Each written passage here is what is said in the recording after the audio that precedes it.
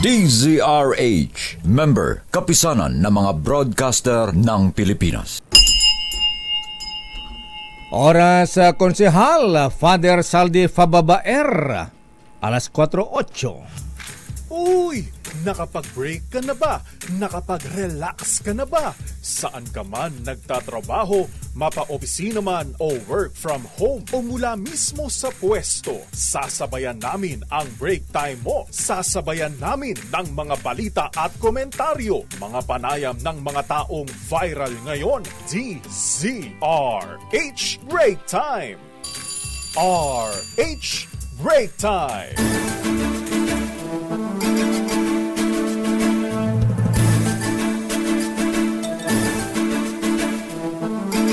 Magandang hapon, Pilipinas. Ako po si Deo Macalma. Ako naman, Thea Petro Corpuz. Tayong ganit sa Friday. Pero wala pa sweldo, lakay. Oras de peligro na naman. Oo. Ngayon po ay 7 ng buwan ng Marso. At sa ating mga headlines, oil price rollback. Aba, totoo ba ito? Asahan daw natin mga kuya mga driver sa susunod na linggo. Sana malaki. Metro Manila at karatig lugar makararanas ng pag-ulan ngayong hapon. Umaambon-ambon na nga ng basa, ha? Dangerous level ng heat index posibleng tumama sa 5 lugar ayon sa Pag-asa. Singil naman sa tubig, walang pagtaas, sapat na water supply tiniyak ng MWSS. Good news. At singil naman sa kuryente, nakaumang naman na tumaas. Electricity rates sumipa sa spot market ayon sa Energy Regulatory Commission. PAOK at LGUs magsasanib puwersa para masawata ang illegal pogos. Kasama yung mga security guards, ayan, sila ang marami alam dyan. Samantala, 3 immigration agents na natakasan ng puganteng South Koreans, sinibak sa tungkulin. 800 Pinoy seafarers inabandona sangkot na manning agencies parurusahan ayon sa DMW. At MRT 3 may libreng sakay bukas para sa International Women's Day. At sa detalye natin mga balita, mga good news mga kuya, ha? Mga taxi drivers, jeepney drivers. Asahan daw po ikalawang rollback ng petroleum products ngayong buwan ng Marso. Batay sa abiso ng Department of Energy, inaasang tatapyasan. Aba, medyo malaki-laki ito, ha? Sana totoo. 1 peso and 40 centavos hanggang 1.70 ang maaari ibawas sa presyo ng gasolina. At maaari ng mga 90 centavos hanggang 1.20 ang rollback sa presyo naman ng diesel. At maaari din buwaba ang singil o presyo ng kerosene mula 150 hanggang 1 peso and 70 centavos. Ayon sa Department of Energy, itutulak ito ng build-up supply ng commercial crude oil sa Amerika at ang plano ng OPEC, Organization of Petroleum Exporting Countries, na taasan ang kanilang produksyon sa susunod na buwan.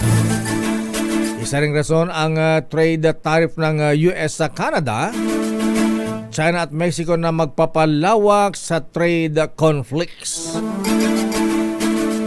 Samantala, pinaghahanda ng Energy Regulatory Commission ng publiko laban sa mataas na singil sa kuryente sa panahon ng tag-init. Ginawa ni ERC Chairperson Mona Lisa Dimalanta ang mensahe matapos tumaas ang electricity rate sa spot market mula nang sumipa ang heat index sa iba't ibang panig ng bansa.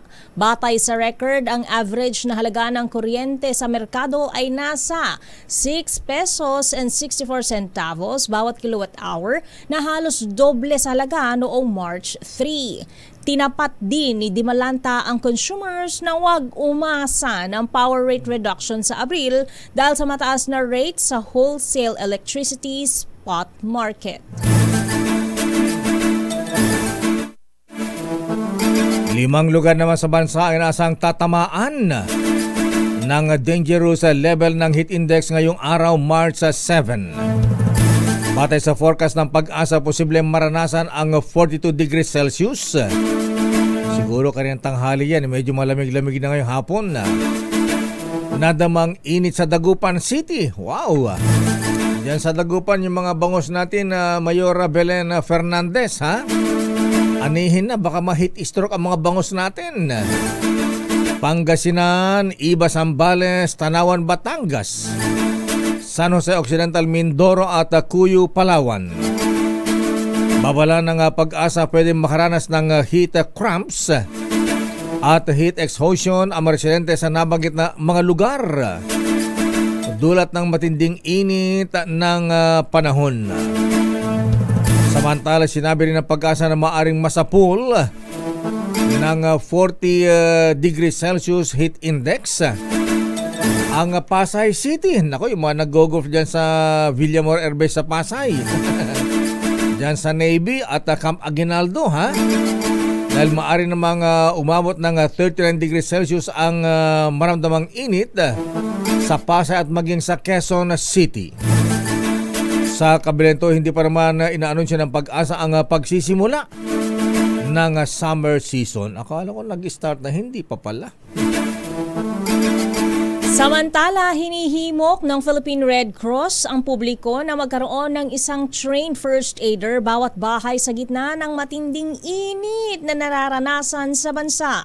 Binigyan ni PRC Chairman at Chief Executive Officer Dick Gordon ang kahalagahan ng life-saving skills para sa kahandaan at kaligtasan ng komunidad laban sa heat-related illnesses. Kadalasang nakararanas ng heat stroke at heat exhaustion ang mga individual na matagal sa labas gaya ng delivery riders at couriers. Kaya naman nag-aalok ang PRC ng mga kurso kabilang ang Standard First Aid and Basic Life Support, Occupational First Aid and Basic Life Support, Emergency First Aid, Junior First Aid at marami pang iba. Sa mga interesadong lumahok, maaari magpadala ng email sa safetytraining@redcross.org.ph.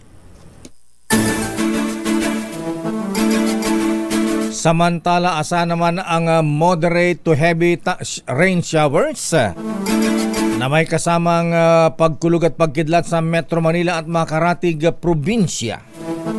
Gusto natin yan. Sa inilabas na thunderstorm advisory ng Pag-asa, makakaranas ng katamtaman hanggang may kalakasang pag-ulan sa Metro Manila. Saan? Ambon lang ha? Batangas, sa Laguna at maging sa Bataan. At posibleng tumagal ng 2 oras sa mga pag-ulan na may kasamang kalakasang ihip ng hangin. Ilang mga lugar ang nakaranas ng thunderstorm sa ngayon. Kabilang na ang 12 bayan sa Quezon Province, Tanay, Rizal, mga 3 lugar sa Cavite na posibleng tumagal ng 2 oras. Inaasahan ding makapekto ang ganitong mga pag-ulan sa mga karating lugar kung saan nakataas ang thunderstorm advisory. Pinayo ng mga residente na mag-ingat naman sa posibleng bigla ang pagbaha at landslide. Bunsod ng biglang pagbuhos ng ulan. Dito sa Pasay, ambon-ambon lang Parang nadura lang. Parang agsaprilaang. Natalsikan lang. Wala namang nakikita ang Metropolitan Waterworks and Sewerage System o MWSS na water shortage sa nalalabing mga buwan ngayong taon kasunod ng transition ng bansa sa hot dry season. Ayon kay MWSS Acting Deputy Administrator Patrick James Dizon, sapat ang naipong tubig sa mga dam nitong mga nakaraang buwan mula sa mga pag-ulan ng shear line at amihan. Ito anya ay kahit pa mataas ang demand sa tubig tuwing tag-init mula Marso hanggang Mayo kung saan umaabot mula 10% hanggang 15% ang demand. Giit ni Dizon, malaking tulong para hindi magkaroon ng water shortage hindi lang ngayong summer kundi sa buong taon ang pag-abot sa target elevation sa mga water reservoir noong katapusan ng nagdaang taon.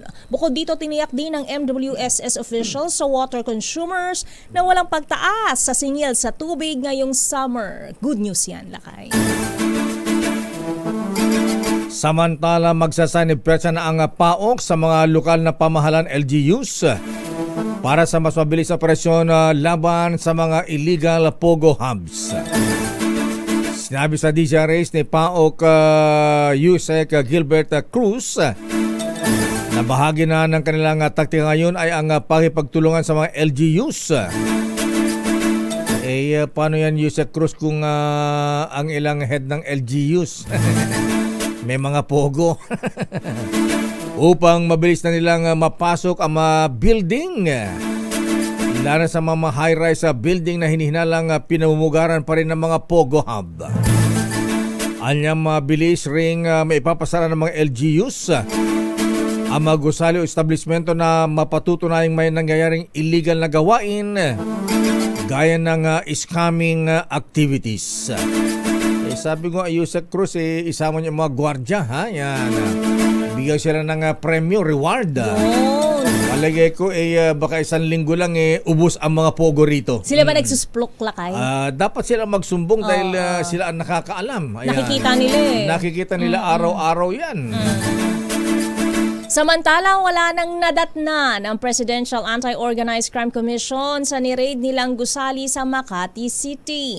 Ayon kay PAOK Chief Undersecretary Gilbert Cruz, aabot sa 600 tauhan ng scam hub ang inaasahan sana nilang maaabutan. Pero posible umano nakatunog ang mga ito kaya nakatakas na sila bago pa man sumalakay ang PAOK. Ayon kay Cruz, nadatnan pa nilang malamig dahil sa aircon ang 3 mula sa 7 palapag na kanilang ni-raid. Narito ang pahayag ni Cruz. Nag-evolve na rin pati yung pag-iingat nitong mga magtutugon na ito. Pero ang kagandahan naman po dito, Kajere and Katunying, at least alam naman po namin kung sino po yung nagpapatakbo dahil may mga records naman po kaming hawak nito. Hindi pa tiyak kung ilan sa mga ito ang mga Pilipino at mga dayuhan pero posible umanong kalahati ng bilang ay mga Pinoy. Paliwanag ni Cruz, nakita sa lugar ang mga script na ginagamit sa love scam na nakasulat sa wikang Ingles. Babalikan natin ilang pang detalye ng ating mga balita. Milyones na halaga ng shabu na itinago sa mga laruan sa isang shipment mula sa Los Angeles, California. Nasabat ng mga tauhan ng Bureau of Customs. Samantala, 3 immigration agents na natakasan ng puganteng South Korean sinibak na sa tungkulin. Abay, dapat kasuhan din. At 800 Pinoy seafarers na inabandonan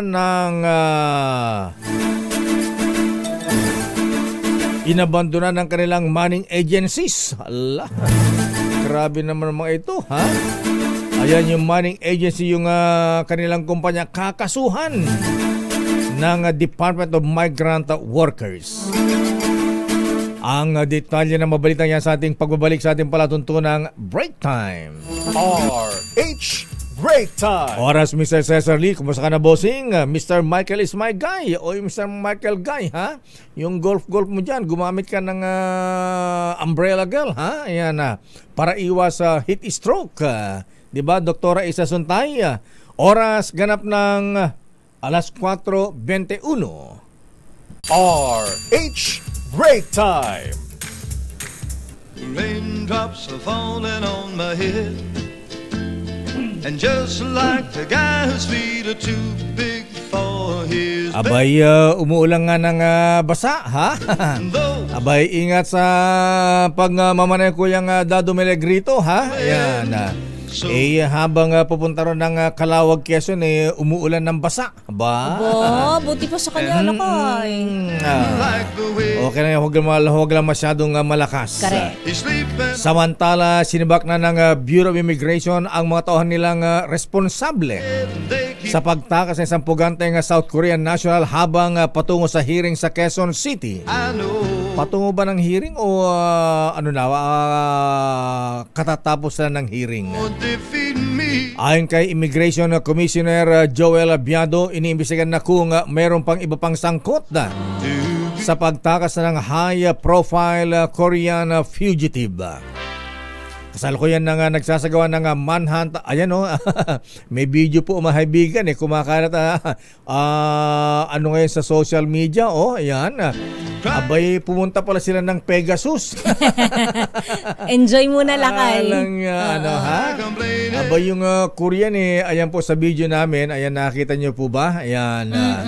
Abay, ipinakita na asabay yung papasok nga yung paakyat doon sa Pegasus, ha? Patakas na ito tapos nang mag happy landing. Ayan. Happy landing. Ayan yung take to nga RH TV, yung papasok ng Pegasus muna. Ayan. Nauna yung Korean national, tapos may dalawang taga-immigration. Dalawang video yan Ayan. Abay, nauna yung Korean, tapos ilang oras ba ang pagitan bago tumakas? Bago nakalabas lakay. Abay, sabi siguro, sige, Pegasus muna tayo. Trinit muna yung trinit muna yung mga Korean, ng mga taga-immigration, mga hibigan ng Koreano. Nag-happy-happy muna sa Pegasus. Siguro habang nagpapasarap, nag-enjoy yung dalawang taga-immigration, tumakas na. Ayan. Tumakas na yung Koreano po, mga hibigan. Ayan, sige, pakiplay na ulit. Ayan, tumoid ng mukhang set up. Ayan, may nakaready ng sasakyan. May nakaabang. getaway vehicle agad, lakay. Ayun, Commissioner Joel Biado, Lupit sabi siguro nung Koreano kamsamida. Siguro tinanong siya, anong sa inyo? Anong sa inyo? Kamsamida. Ayan. Sinabi pa ni Commissioner Biado na iniutos nito ang pagsasagawa ng internal audit sa mga nakadestino o nakadetain sa high-risk deportation at detention cases upang matagal hindi na mauulit ang nasabing pagkakamali. Hindi pagkakamali yan, Commissioner Biado. Ano yung lakay? Sinadya, pinatakas. O kaya nalansi sila ng Koreano. Ayan, sabi siguro, ano tayo? Happy-happy muna tayo sa Pegasus. Ayan. Pagkatapos, habang nagpapasarap yung tatlong taga-immigration, abay, siguro baka nagsha-shower pa. Nagsha-shower lakay. Ayan, tumakas na yung Koreano. Walang Madulas. Galing naman ang pagkakaset up. Samantala sa ibang balita, umabot sa higit 800 Filipino seafarer ang inabandona ng kani-kanilang mga amo mula 2018 hanggang 2024. Batay sa datos na inilabas ni Migrant Workers Secretary Hans Leo Kakdak, 573 sa mga ito ay mga tripulante ng fishing vessels. Ngunit nilinaw ni Kakdak sa pulong balitaan sa Mandaluyong na karamihan sa mga ito'y natulungan ng ma-repatriate ng pamahalaan. Babala ni Kakdak, mahaharap sa kaukulang parusa ang mga masasangkot na manning agency gaya ng pagbawi sa lisensya at blacklisting. Halimbawa rito ang pag-revoke ng DMW sa lisensya ng Buantala Agency noong nakaraang taon dahil sa hindi pagbabayad sa sahod ng nasa 300 Pinoy seafarers. Saan yung 800 Pinoy seafarers? Saan bansa sila inabandona? Iba-iba lakay. Kawawa naman sila.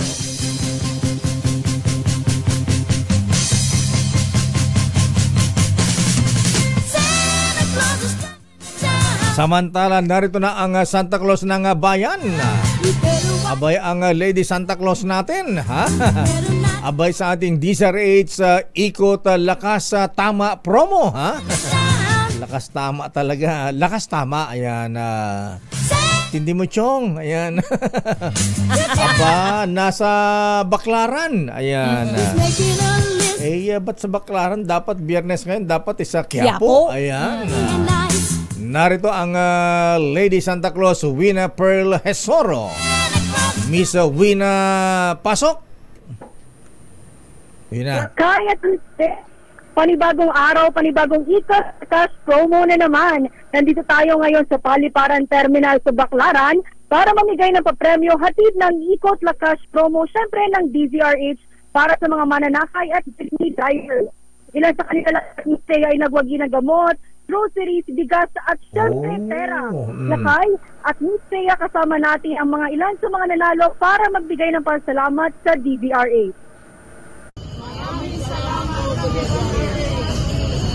Dapat ay magpaikot din na ruleta.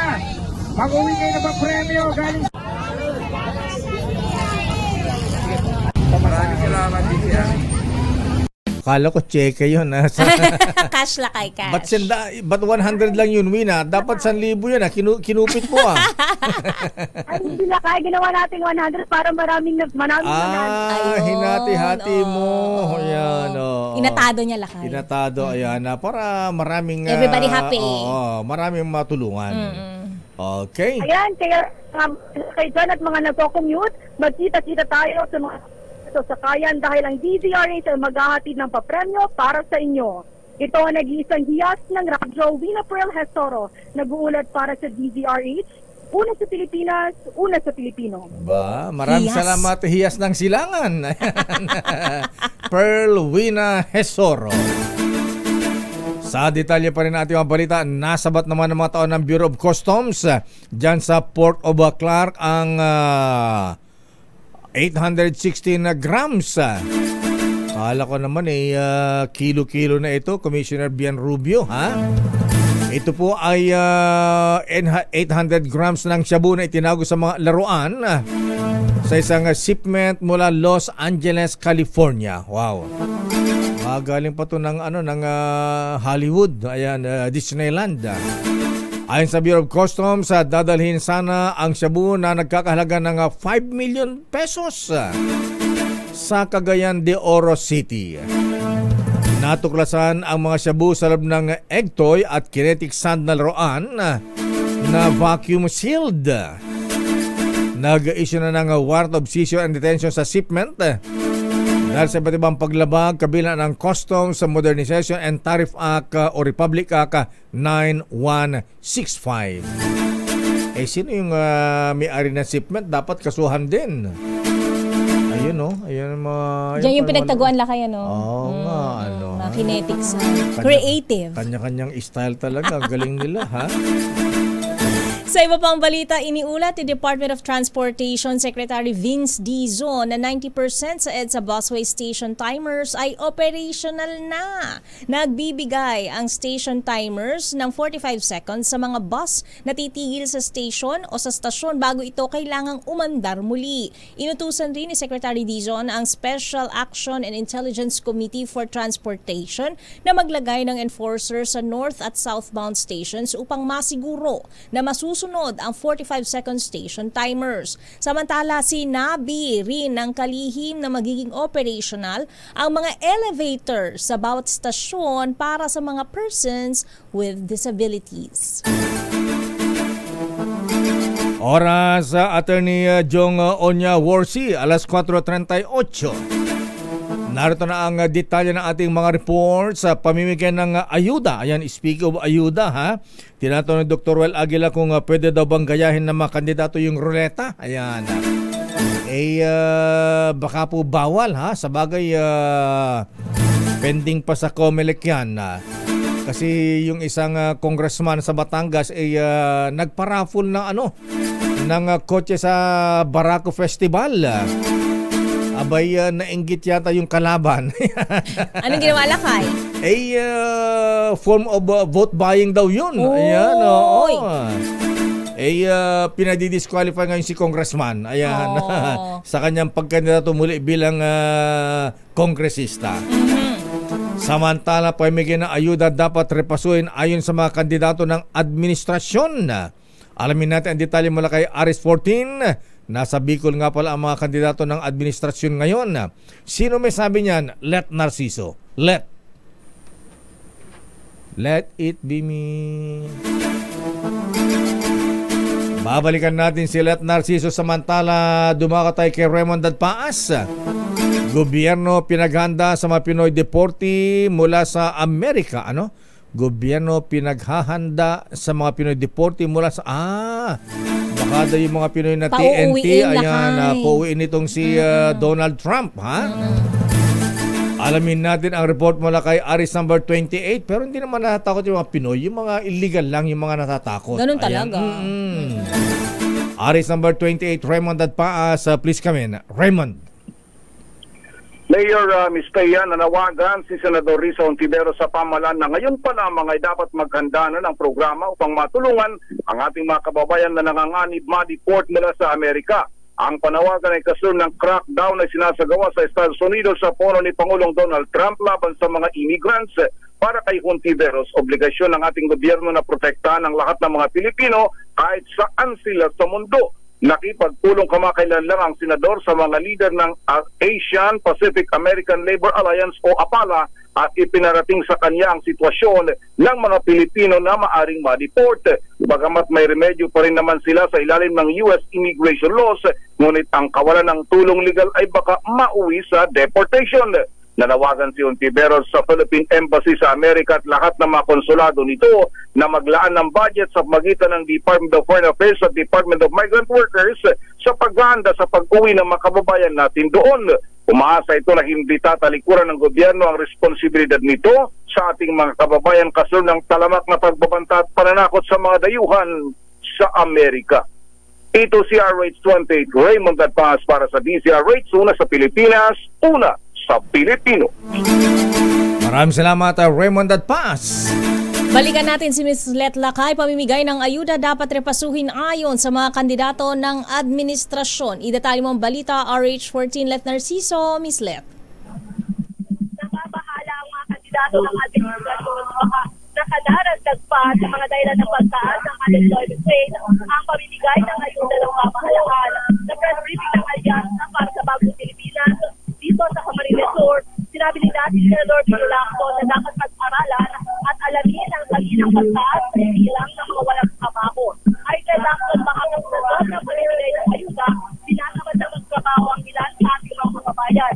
Kung dahil ito, malakas sila lang ang core fees dahil may kaukulang pasasrito at data-driven ang sistema ng pamimigay ng ayuda. Ilang ayuda naman ito ni Deputy Speaker Dr. PR sa pagtutulong na masuportahan ng MSFs para dumami pa ang trabaho. Panukala naman ni dating Senador Tito Soto ang karoon ng pondo ang bawat probinsya na nakalagay sa DAA para hindi umasa ang mga tao sa presidente sa mga senador o mga kongresista. Sa pati ni Congressman Erwin Tulfo, dapat malawakin ang Sustainable Livelihood Program ng DSWD para hindi lang limitado sa mahihirap na bayan dahil sa halutan ng lalawigan at maging sa bansa ay marami ang walang trabaho. Natatapos lamang ng campaign rally ng Alyansa dito sa Mount Background sa Camarines Sur at mismo si Pangulong Marcos ang nakampanya para sa labing-dalawang pagbago ng administrasyon. Pagkaman kilalang baluarte ni dating Vice President Danny Robredo, subyasa ang administrasyon na makuha ang boto ng abisyado sa isang at ilang mga plataforma. Letter dito para sa DCRA.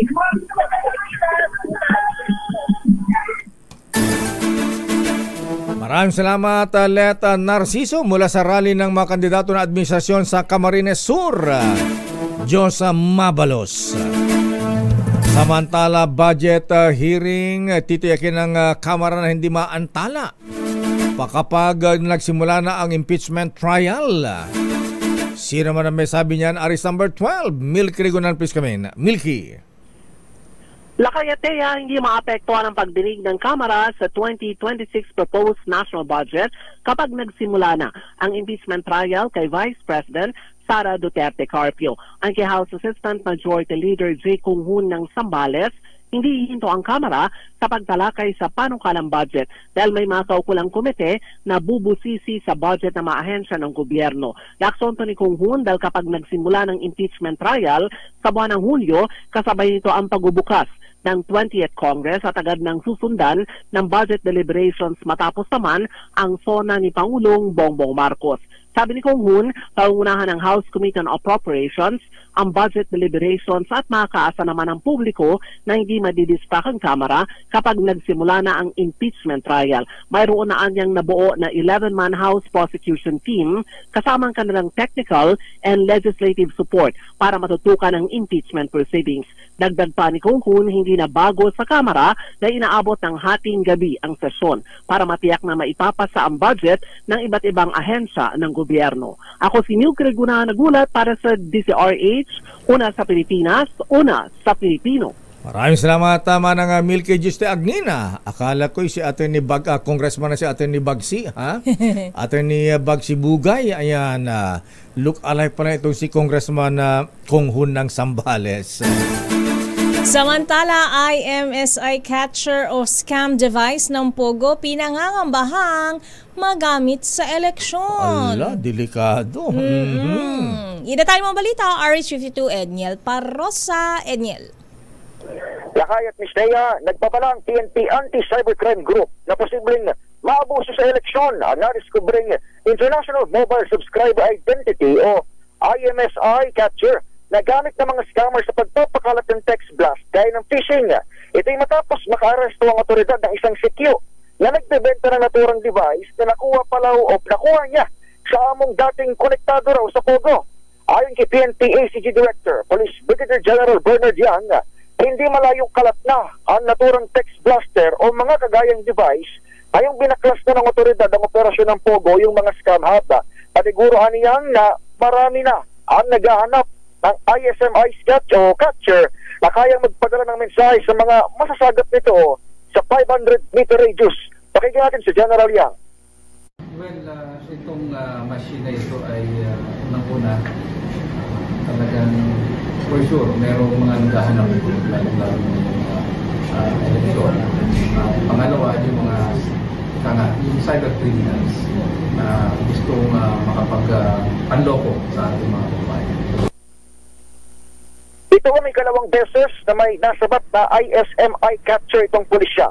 Pero unang beses na direkta itong naiugnay sa Pogo. Ang buksan ng ACGM device, kaagad umuna itong nagpadala ng peking gaming message o text message na may link gamit ang number na 7777. Ito sa Edniel Parrosa. Edniel, ha? Lakay. Delikado yan. Actually, meron ng mga naglalako ng ganyan mga kandidato. Binebentahan na kung sabi nila, kaya daw nilang i-intercept yung signal para baguhin ang resulta ng boto sa isang lugar. May mga sinasabi nilang ganyang siguro ayan, parang IMSI catcher, ha? Ayan, i-intercept yung signal. Tapos, at doon, ewan ko, magaling yung mga mapapalitan na yung data, lakay. Oo, papalitan yung numero. Wala yan. Halimbawa, boto mo, 500 lang. Pwede gawing 5,000 yan. Gawin mo 50,000. Hindi, sobra na sa botante yun. Mga ganun ba?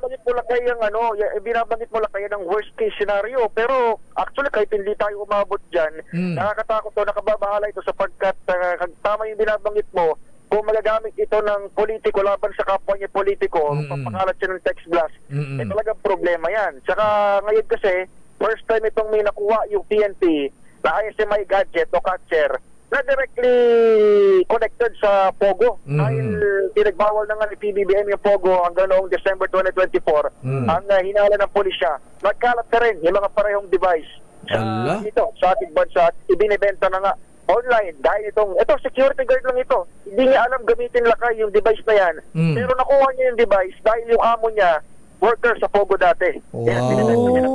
Ang lupit ha? Ayan, abay balik tayo sa manual counting na lang. Mano-mano ulit. Para siya mano-mano, ha? Ayan, delikado pala yan. Okay, teka muna Edniel, ano ang latest dun sa pag-crash ng fighter jet ng Philippine Air Force sa Bukidnon? Ano ang cause ng crash? Pilot error o may technical problem? Lakay, nagbigay ng update ngayong araw. Kanina lamang si Colonel Bon Castillo ng Philippine Air Force. Sa binabanggit niya ay kararating pa lamang ngayong araw ng pinaka-investigating team doon sa crash site lakay ng F-850 dyan sa Bukidnon. Habang yung mga labi naman ay inaasahan darating by tomorrow dito sa Villamor Air Base, kung saan sila bibigyan ng parangal. May mga usap-usapan na baka pumunta raw si Pangulong Bongbong Marcos dito sa may Philippine Air Force Headquarters para salubungin at pangunahan yung pagbibigay ng honors, pero wala pang kumpirmasyon dyan yung side ng Malacanang. Pero sa Air Force side, kararating pa lang ngayong araw nung investigating team sa crash site at mukhang sinasabi si Colonel Bon na yung pinaka-forensics na gagawin, hindi naman yan magtatagal ng ilang araw. Mamadaliin din yan. At nang sa gayon, matagal din yung pagkaka-ground o yung suspension ng flight na FA-50 natin. Kaya ko tinatanong Edniel kasi alam mo may nangyari aksidente sa South Korea, fighter jet ng South Korea. Di lang sinabi kung di sinabi ng report ng British Broadcasting Company kanina kung anong model yung fighter jet. Alam mo kung bakit? Bakit? Di sinabi kung F-50 rin yan. Nag-misfire yung fighter jet. Tumama sa mga kabahayan. Diyos ko, wasak yung mga kabahayan. Ayan, maraming nasugatan pero mabuti nila mga dun sa report, walang namatay. Okay. Pero ang daming bahay ang nawasak dahil nag-misfire. Ayan, yung missile na dala-dala ng fighter jet na yan ng South Korea. Oo, lakay. Doon pa naman natin kinuha yung F-A-50. Kaya nga Kaya ko tinatanong kung abay, kailangan ma-check na mabuti kasi pati sa South Korea, fighter jet nila, nagmi-misfire, pumapalya. Pero kahapon lakay, nasa Camp Aguinaldo tayo kahapon, may kakwentuhan tayo dyan na isang official din ng Philippine Air Force. Sa pinapagit niya, nung siya'y nagpapalipad pa ng chopper, kasi ngayon may katungkulan na, nung nagpapalipad pa raw siya ng chopper, yung area talaga na yan lakay, malapit sa Bukid doon, in particular dyan sa Mindanao area. Ang kanyang description, kapag nagpalapad ka dyan, para kang hinihigop. Diyan sa area na yan. Ayan, parang sa dagat din, sabi ng mga sa probinsya, ingat kayo dyan, nangunguha yung dagat na yan. Parang alay, din tinatawag nila lakay, no? Pero ano pa naman, Miss Thea, parang last month lang may aeroplano, kinontratang barko, civilian plane, yung US Indo-Pacific Command, na-aksidente rin dyan sa Mindanao, in particular sa Maguindanao area. Sa South Bend. At of course, ang investigation dyan ay hindi na lumitaw kung anong nangyari, pero distansya iyaperon, pero yung civilian plane, ang ngulan nun ay US Indo-PACOM staff o staff ng mga sundalo ng Amerika. Ayan. Diyan din yan, sa may Mindanao area. Humihigop pala yan. Kaya lang si Rex Kayanong ibang hinihigop ha? Ano lakay? Humihigop ako lakay ng tinolang manok. Ayan. Native? Natalo ba yan? O sasabungin ba yan? Texas ba yan? Rex Kayanong? Native ba yan? O yung manok mong pansabong yan, ha? Kung pansabong, talunan. Hindi, lasang gamot pa yan. Dapat adobo daw yun lakay. Pang adobo. Okay, maraming salamat Edniel. Nangunguha pala dyan. Okay.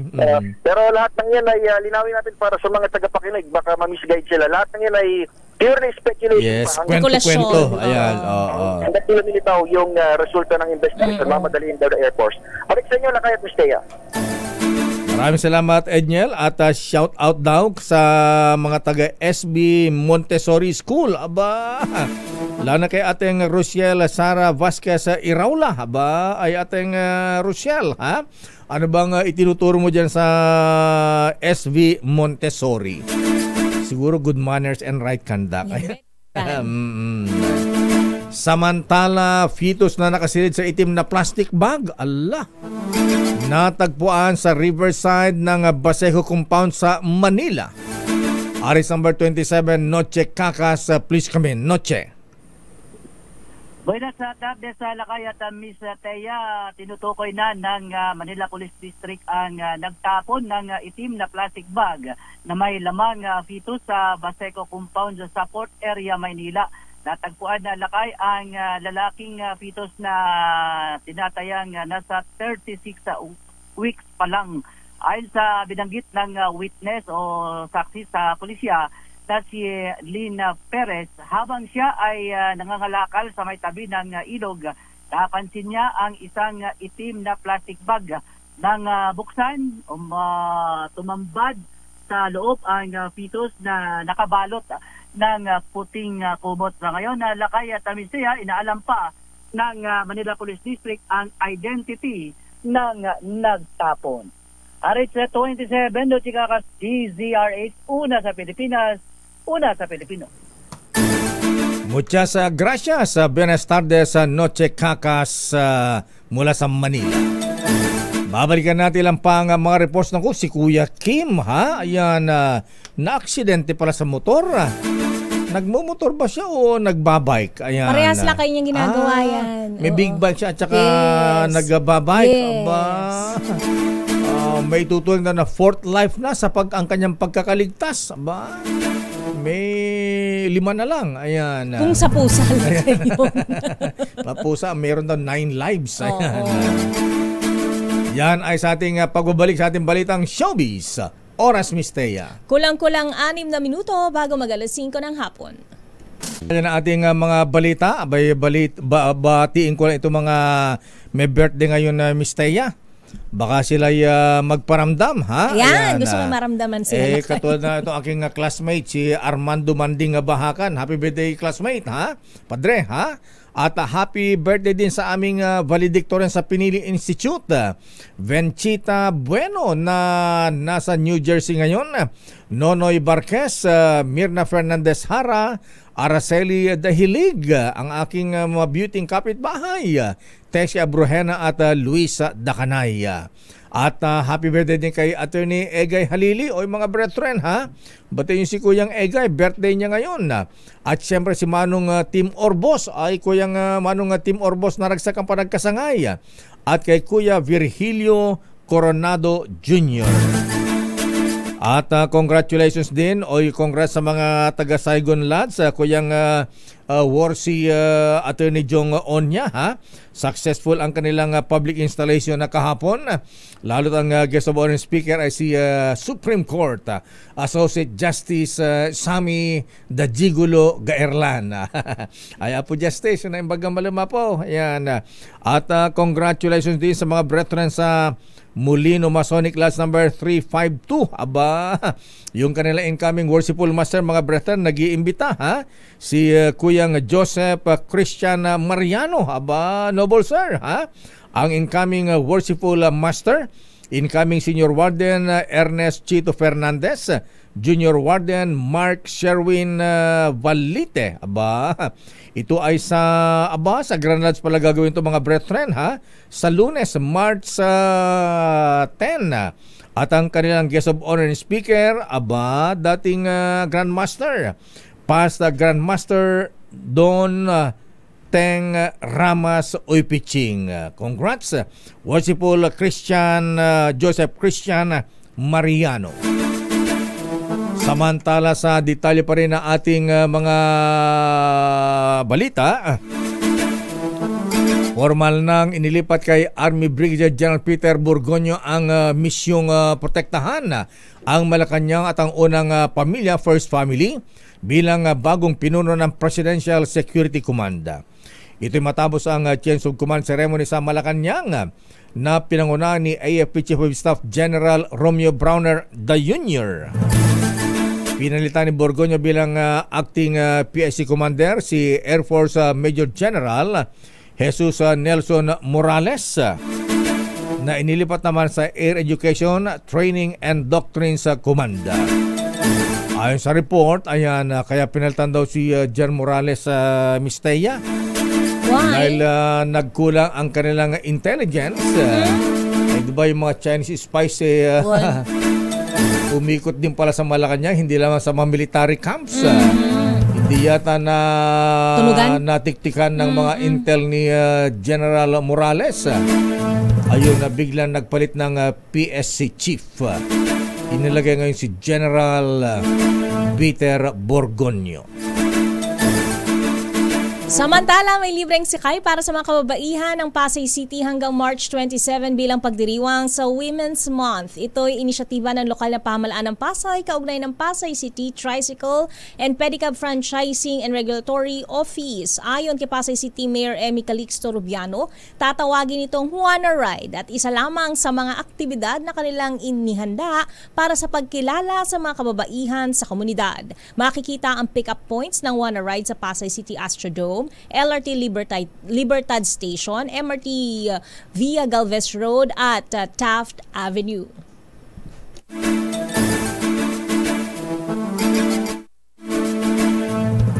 Yung mga brethren natin sa Taga-Ilog Masonic Lads, sila ay nag-imbita rin sa kanilang public installation na March 8. Abay, bukas na yan, ha? Incoming Worshipful Master Donna Gabriana, Senior Warden Gary Baluyot, Junior Warden Edgardo Manlulo, at syempre, mga brethren sa Kagitingan Lads, sa March 15 naman, gaganapin sa Triumph Square, Buendia, Pasay. Incoming Worshipful Master Jeff Bangsa, Senior Warden Jonathan Manio, Junior Warden Ronald Macalintal, at ang guest of honor speaker, former PNP Chief, very worshipful, Mista General Rick Marquez. At ganun din sa mga taga Cagayan de Oro City, sa mga taga Kitanglay Masonic Class number 256.